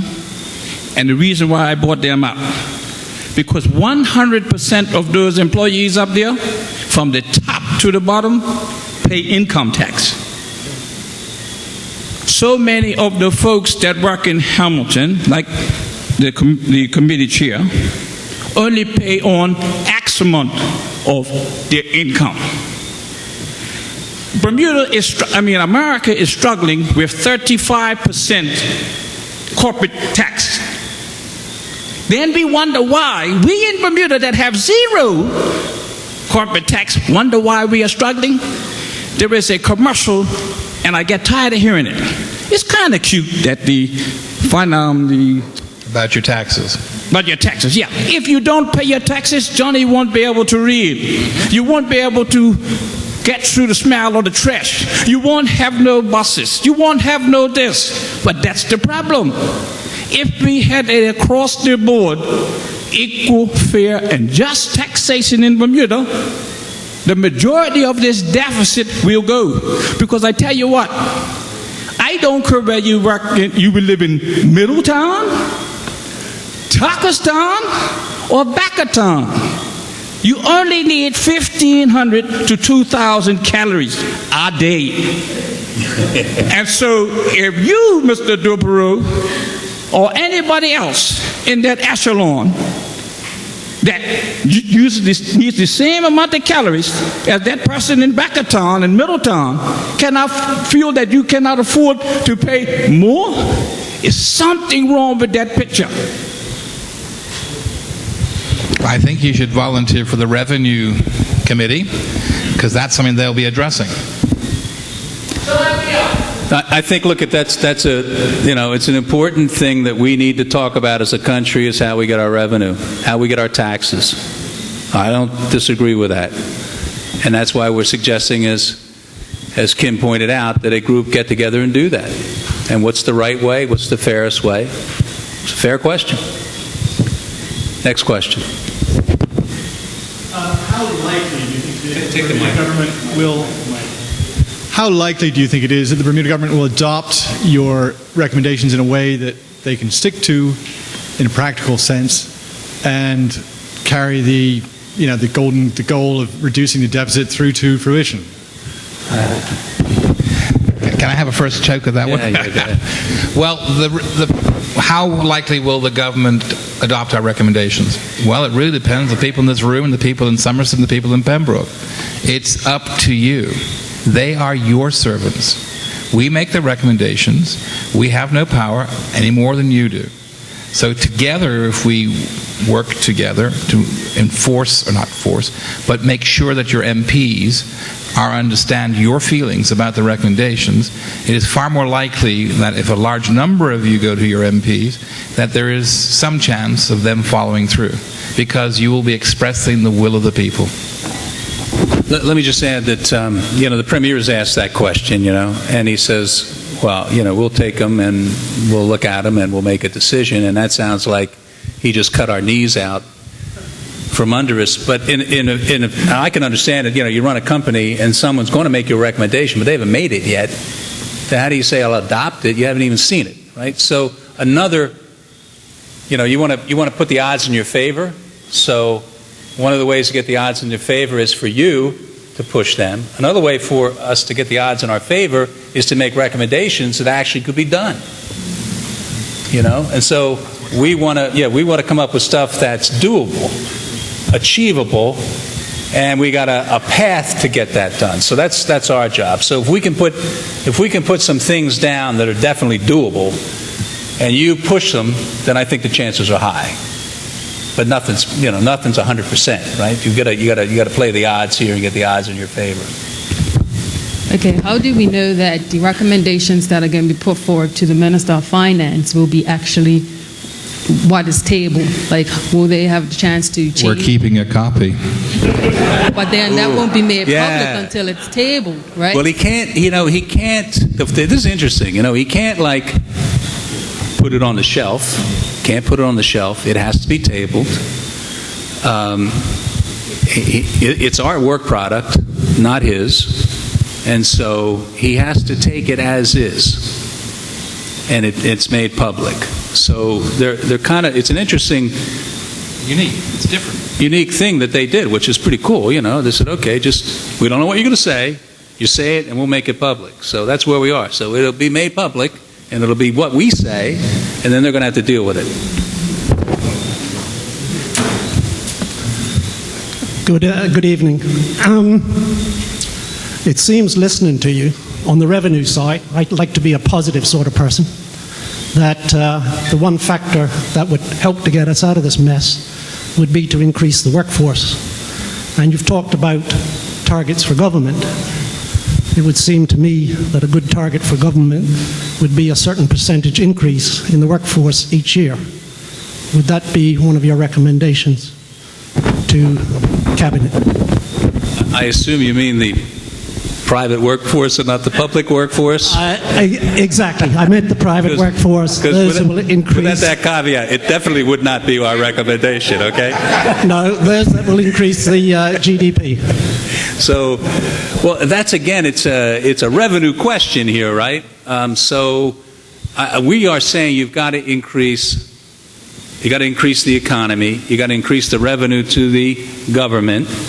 You should find ways to do that. We're not going to give them mandates, specifics.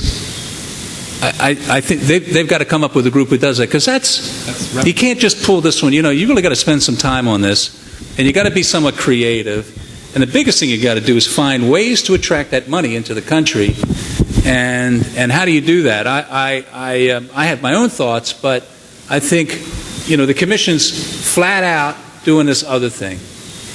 And if we started doing the revenue, we wouldn't do this job. Somebody should do the revenue job. So the answer is no, but somebody ought to do it. Just to add to that, someone said earlier that creating jobs means bringing people into Bermuda. Well, creating jobs means employing Bermudians who can't work, and when there aren't Bermudians who can fill the jobs, bringing someone in. I want to make that quite clear. We're talking about creating jobs in the economy. Now, some of those jobs may not be able to be filled by Bermudians, but many of them will be. And under our law, they have the first right to be employed, if they are qualified. Yeah, and I mean, the economics are pretty simple. I mean, to get the jobs created, you need somebody to invest in a business, right? And the best way to get that outside the country in. If you pay a Bermudian, that money basically stays in the country. And circulates. If you pay a non-Bermudian, some of it leaks. So just economics, you'd rather have a Bermudian working, other than just for social reasons, like it's a fair thing. If you just did economics cold with your head, not your heart, you'd want Bermudians employed first. Excuse me. That just leads on to one more question, and then I'll be quiet. You've talked about inward investment also being something that would help us to get out of this mess. And Dame Jennifer talked about government organized in 13 silos. I've been trying to get a marina through in St. George's for some time, so I speak with a bit of experience. Has the Commission looked at how the government will deal with this inward investment where some poor foreigner comes in and tries to find its way through our approval process as it currently exists? Thank you. Yeah, well, that's sort of in our remit, because you want we say the red carpet, not the red tape. That's the quick way of saying it. And I think it is a question of who does it, and then as Tom pointed out, if that's what you want, you want the process streamlined and people feel welcome, then you measure that. And you hold people accountable if the guests are not welcomed. You hold them accountable. Next question. Yes. You've got, somebody said there was $100 million out there in receivables and fees and all that? It's more than that. Well, I would suggest we could start collecting some of that. Hey, what do you think? We put that in interim. When I ran a business, if I ran a business at a figure like that, I would have been dumped out North Rock. The other thing is that the budget book, I've seen through a couple of budget books in my time and make good doorstop.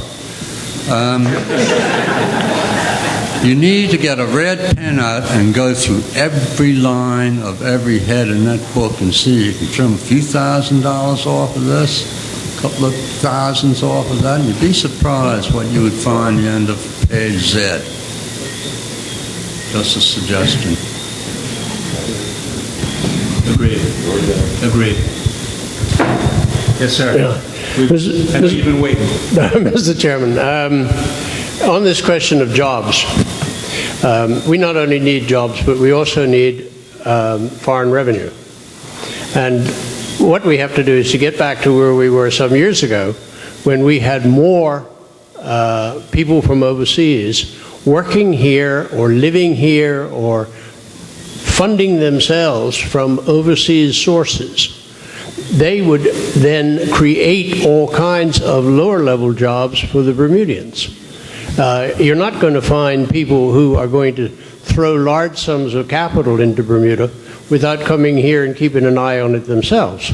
You're not just going to provide all that money for Bermudians. They want to come here, they want to drive their economy, whatever business it is, and they will then, their families come here, they create all kinds of jobs at all different levels, and that's what we really need here. Thank you. Next. Good evening, committee. Thank you very much for your presentations tonight.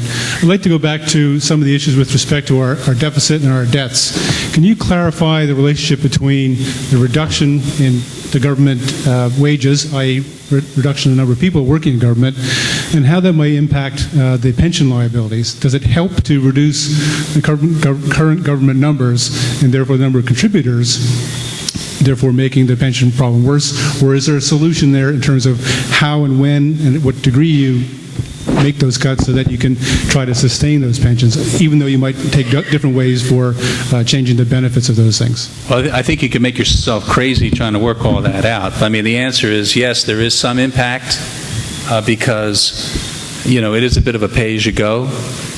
And the contributions from the government employees, in particular, if we just stick with the government program, do go in to actually paying for people who are receiving money now.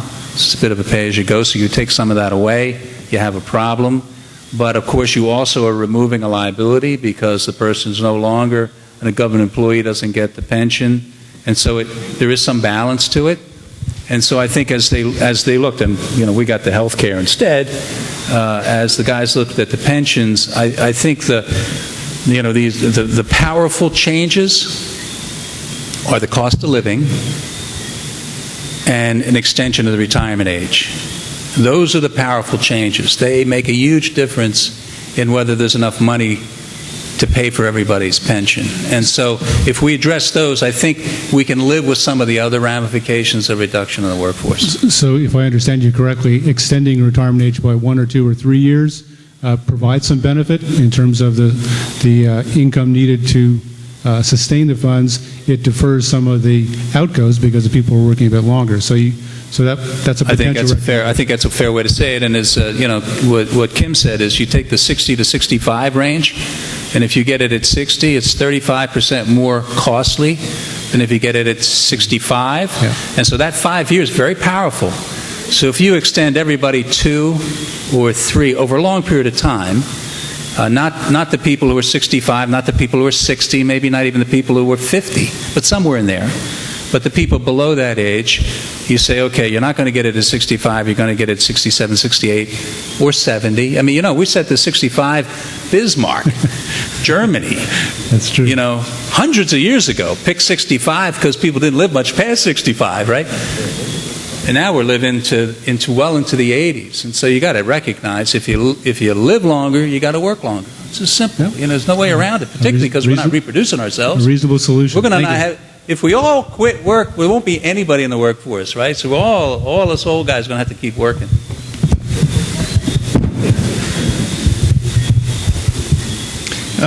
You've talked about political will, which is an interesting concept. And you also talked about a sort of 3-year time horizon, which takes us very close to the next election.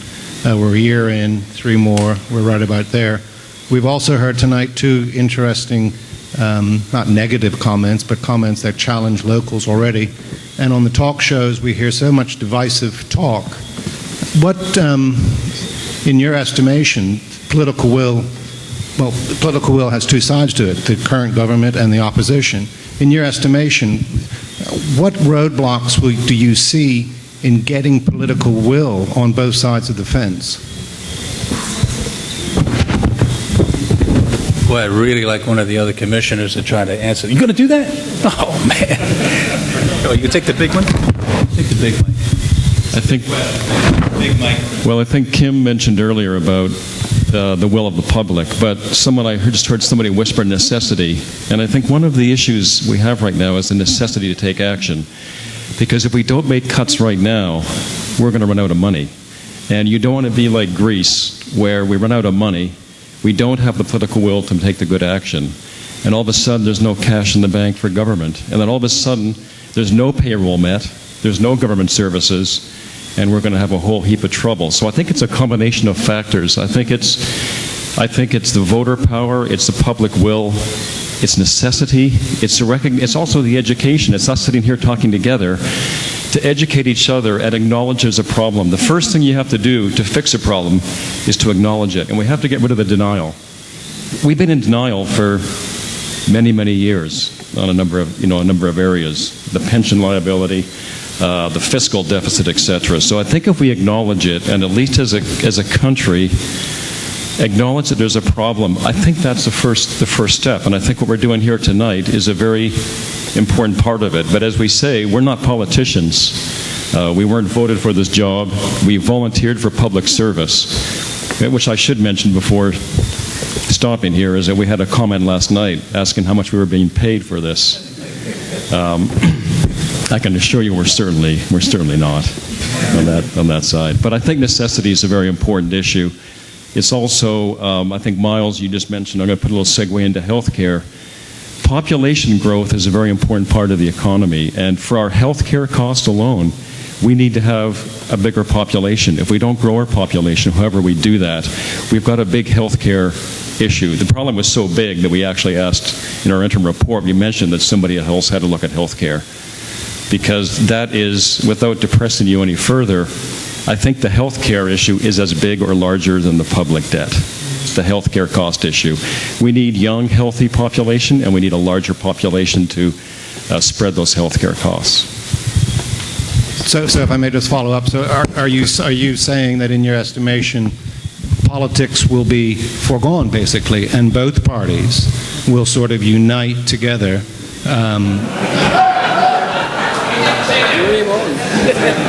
Because without that, it's not going to work. Without that, it won't work. So in your conversations with the caucus of the opposition, are they on board? Look, we're realists about this, and obviously there is a lot of to and froing about this, and sound bites and the like. But as Don pointed out, the first thing is what's the truth? How big's the problem? And so if you know that this problem is so big, I don't think we will tolerate politics as usual, trying to one-up somebody, and this is never addressed. Okay? It still comes back to us. We put them in the office. We're responsible for them in a way. And so it's back to us. I don't expect that they're politicians and they do things the way they do things. They get elected. I mean, we cannot tolerate politics as usual, because we can't afford that. We can't afford that. I get the sense that you understand what we mean when we say the urgency of now. I think you all get it. What you need to do is make sure your MP gets it. The urgency of now. It has to be dealt with. You can't run, you can't hide, you can't duck. It has to be dealt with. Because it affects all of us. We rise together, and we can just as easily fall together. And I just want to add that this time we have ammunition.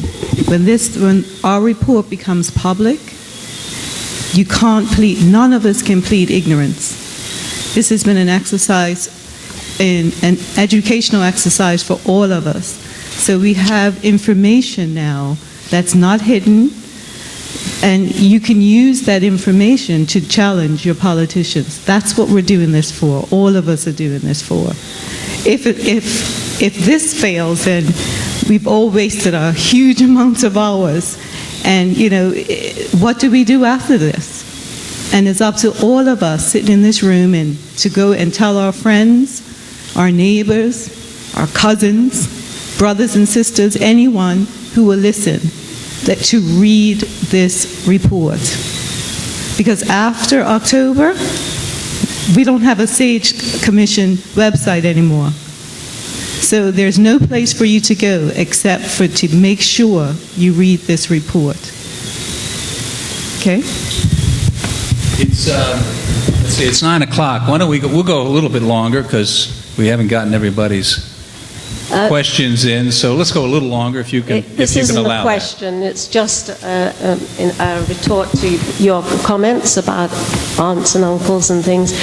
I suggest everybody looks at a program called Yes Minister, and that's a big education. Yeah, we're recommending that in the schools as well. Good evening. It seems like we can't cut very much from our expenses, and so we need to look at our revenues, which hasn't been your priority. But some time ago, tourism was our main, perhaps our only income. Some of you weren't born, but... and then suddenly comes international business. And it was almost overnight. The scene had changed. Is there, so those are the two legs of income. Is there a third leg that we might develop? Is there anything in the scientific world or the business world that we haven't pursued and maybe we could develop? Are there wiser heads out there in the world that we could copy from? Well, the question is, I don't know the answer to that. There probably is. So, what course of action would I take? I would say, look, we know we have two things that work, so make them work, right? So if the international business is working, don't kill that goose, right? So let's make sure we're welcoming, encouraging, and all that good stuff. We know tourism works, we just haven't invested in it, so that's pretty logical. Then you say, well, is there a third one or a fourth one or a fifth one? Now, the question is, we're not going to invent those ideas. What we can do is be welcoming to those ideas and say, come to Bermuda. You got an idea, come to Bermuda. We want you to invest. Make your home here and try your idea out and be welcoming and opening to them. And some will work and some won't. Okay? So what we can be is, we don't know if there's a third or a fourth, but we can be a good place for somebody to try that. And I think that's our best solution here. So part of this revenue thing is finding ways to be welcoming to people who have money and want to find a place where they can try their ideas out. And who knows which one works? That's R&D, you try 10 things and one works, but if one works really big, you got a third leg to the stool. We could use one. I was just... Hi. There's somebody. Who's that? Right here. Oh, yes. Hi, our debt is in U.S. dollars, yes? Our debt's in U.S.? It's in U.S. dollars. And the Fed isn't going to raise interest rates anytime soon, I hope. But if Ben does decide to raise interest rates, then the scenario that we're addressing here right now will be compounded 3- and 4-fold. Correct. We'll be trying to turn the Queen Mary around in a bathtub then. Our debt has fixed interest, so the problem will come when we go to refinance it. Correct, yeah, and we're going back to the trough for more. We have to. What we have to do at present is present to our lenders a credible government that is accountable for the people's money, and that hasn't happened since 1998. So my question is this. We talk about political will. What we need to do is grant the Auditor General the power to subpoena, and we need to start looking back at the Progressive Labor Party's tenure, and we need to start going after some of the hundreds and hundreds and hundreds of millions of dollars that we can't account for. That's what we need. So it's all about political will. And if we do that, I believe it will send a message to our lenders, to Wall Street, and to the European banks that we're serious about cleaning up the wholesale disaster that happened under the PLP reign. Thank you. Well, we're apolitical here. We're apolitical. So we have another question in the back. Just one quick one, and in part you've already answered it by what the lady over there asked. But if our economy has grown at the rate of South Sudan and Greece, what is it we're doing wrong? What are we doing wrong? Yeah, I mean, I think, I said there's two things that have worked. We haven't encouraged, certainly tourism, to reinvest in itself and improve the product. I think we've kind of chilled the air with respect to the international business, although I don't think that is the biggest single issue we have. But remember, we are vulnerable to the great world out there. We're not a place unto our own. And so, when the U.S. catches cold, we catch pneumonia. We are really dependent on people coming in, money's coming in. And so I think what maybe we just thought that trees grew to the sky, that we could continue to spend because there'd always be revenue. There's a biblical passage about that, where you got to recognize the ups and downs. And we never thought we'd have a down, and we weren't prepared for it. So I think we just have to, we have to say, okay, fine, that's the way it is, that we're a vulnerable economy, that we will not always have zero unemployment, and life will be good. So we actually have to be proactive with our economy, proactive with our welcoming, proactive with our enticement of capital into the country, and work at it. I think maybe we got a little lazy, I don't know. But we got to work at it now, that's for sure. I think, in Good evening. fairness, I have maybe we ought to take one more comment and then call it a night. How's that? One more. Ms. Duffy, I believe you said that we should all read the report when it comes out, and it's not going to be public until it's tabled. Correct. Then the House is only in session, I think, for the next 2 Fridays. So if your website disappears, where is the report going to be so that people can have access to it? Okay, it'll be tabled in the sessions in November. Okay. Okay? It'll be tabled in the sessions in November. And we disappear, but the government doesn't. And so you've got to be able to get it from the government sources. I guess we should put that as a part of our recommendation. As a recommendation, that yes. That it's readily available to all. Thank you. Okay. All right. Thank you very much for your time. Appreciate it. Thank you.